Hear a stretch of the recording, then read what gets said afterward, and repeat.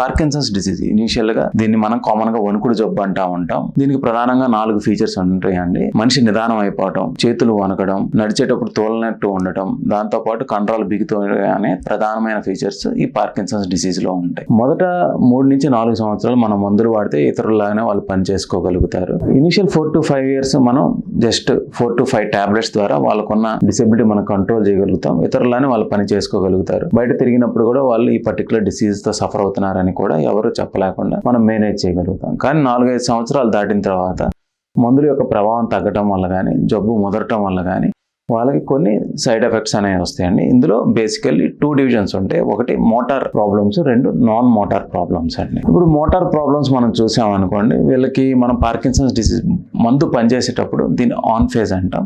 మందు యొక్క ప్రభావం తగ్గిపోయిన తర్వాత దీనికి ఆఫ్ ఫేజ్ అంటాం. సో జబ్బు ముదిరిపోయిన తర్వాత వీళ్ళకి ఆన్ ఫేజ్లో వాళ్ళ పని చేసుకోగలిగినా కూడా కొన్ని రకాలైన ప్రాబ్లమ్స్ ఉన్నాయి. అంటే చేతులు ప్రమేయం లేకుండా డ్యాన్స్ లాగా రావటము, అన్వాంటెడ్ మూమెంట్స్ రావటము, ఎస్పెషల్లీ ఎక్కువ గ్యాదరింగ్స్లో ఉన్నప్పుడు వాళ్ళకి డిసెబిలిటీ అనేది ఎక్కువైపోతూ ఉంటుంది. చూసే వాళ్ళకి ఎబ్బెట్టుగా అనిపిస్తుంది. చాలామంది వాళ్ళని ప్రశ్నిస్తూ ఉంటారు, ఎందుకు మీరు ఇలా ఊగుతున్నారు అనేది ప్రశ్నిస్తూ ఉంటారు.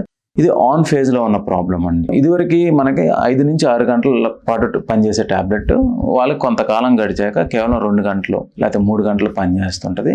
దీన్ని మనం వేరింగ్ ఆఫ్ అంటామండి. ఇంకో ప్రాబ్లం అండి అన్ప్రెడిక్టబుల్ ఆన్స్ అంటాం. అంటే ఒక ట్యాబ్లెట్ వేసుకున్న తర్వాత ఫిక్స్డ్ టైం ఉంటుంది వాళ్ళు ఆన్ అవడానికి, 10 minutes 15 minutes. కానీ కొంతమంది ఆన్ అవుతారు, 1 గంటకు ఆన్ అవుతారో 2 గంటలకు ఆన్ అవుతారో కూడా తెలియదు.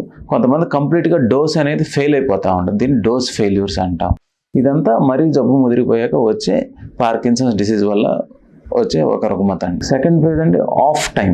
ఆఫ్ టైం అంటే మందు వేసుకున్న తర్వాత కొంతసేపు వాళ్ళు పని చేసుకుని తర్వాత వాళ్ళకి ఆఫ్ అనేది వస్తూ ఉంటుంది. ఎందుకంటే ఇదివరకులాగా యూనిఫార్మిటీ ఉండదు. మనం డోస్ ఎంత అడ్జస్ట్ చేసినా కూడా కొంతసేపు అనేది ఆఫ్ టైం ఉండదు. ఇది డిసీజ్ డ్యూరేషన్ గడిచే కొంది రోజుకి వాళ్ళు అవేక్ టైం కనుక ఒక 16 గంటలు తీసుకోండి. ఆ 16 గంటల్లో కేవలం 4 to 5 hours ఆన్ ఉంటారు, మిగిలిన టైం అంతా ఆఫ్ ఉంటారు. ఈ ఆఫ్ టైంలో వాళ్ళకి చాలా ప్రాబ్లమ్స్ ఉంటాయి. ఆఫ్ టైంలో కనీసం నడవాలన్నా చిన్న అడుగులు వేసుకొని నడవటం, తూలి పడిపోవటం, అయితే ఎక్కువగా వణుకుడు రావటం అనేది జరుగుతూ ఉంటుంది. ఈ టైంలో కంప్లీట్గా ఫ్యామిలీ మెంబర్స్ మీద డిపెండ్ అయిపోయి ఉంటారండి.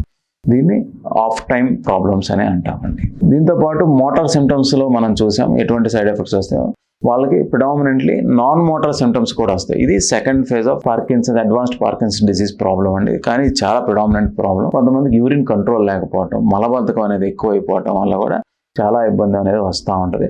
కొంతమందికి ఉన్నోళ్ళు లేనట్టు, ఏదో జరిగినట్టు అంటా ఉంటే వీళ్ళని డెల్యూషన్స్, హాలిసినేషన్స్ అంటాం. వీటి సైకోటిక్ సిమ్టమ్స్.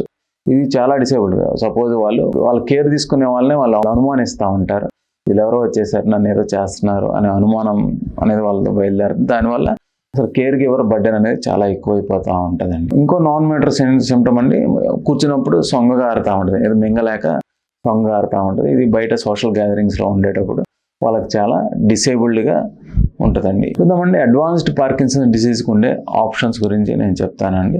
మొదటగా brain chip surgery or deep brain stimulation surgery అండి. ఇది టిపికల్గా 3 to 4 years పార్కిన్సన్స్ డిసీజ్తో సఫర్ అయిన వాళ్ళకి ఎప్పుడైతే మోటార్ సిమ్టమ్స్లో ప్రాబ్లమ్స్ వస్తాయో వాటిని కంట్రోల్ చేయడానికి మనం డీప్ బ్రెయిన్ స్టిమ్యులేషన్ సర్జరీ అనేది చేస్తామండి.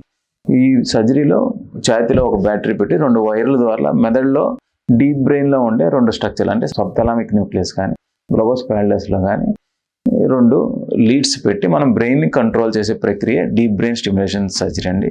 ఇది సిమిలర్ టు మనకి హార్ట్ పేస్ మేకర్, దీన్ని బ్రెయిన్ పేస్ మేకర్ అంటాం. హార్ట్కి ఎలా అయితే పేస్ మేకర్ చేస్తారో మనం బ్రెయిన్ని కూడా పేస్ చేయొచ్చండి. రెండోది డోపమినర్జిక్ ఇంజెక్షన్స్. కొంతకాలానికి వాళ్ళ పేగు సరిగ్గా పనిచేయకపోవటం వల్ల ట్యాబ్లెట్స్ సరిగ్గా వాడినా కూడా పేగులు అబ్జర్వ్ అవ్వండి.